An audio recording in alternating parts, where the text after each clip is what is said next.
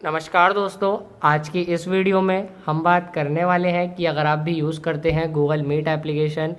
और यहाँ पर अगर आपको मीटिंग ज्वाइन करते वक्त प्रॉब्लम आ रही है ऑडियो की, यहाँ पर अगर आपको किसी का भी साउंड या फिर आवाज़ नहीं आ रही है तो यहाँ पर पहला रीज़न ये हो सकता है, आपको यहाँ पर चेक करना है ऊपर जो स्पीकर का ऑप्शन दे रखा है यहाँ पर राइट साइड में, इस पर टच करना है आपको और यहाँ आपको ये चेक कर लेना है कि कहीं आपका ऑडियो ऑफ पे तो सेलेक्ट नहीं है।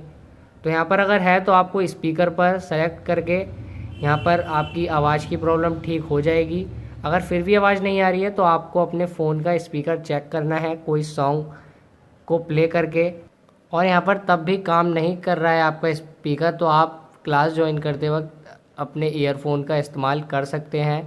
तो इस तरह से आपकी प्रॉब्लम सॉल्व हो जाएगी। तो अगर आपको हमारी ये वीडियो पसंद आई तो वीडियो को लाइक और चैनल को सब्सक्राइब करना मत भूलिएगा।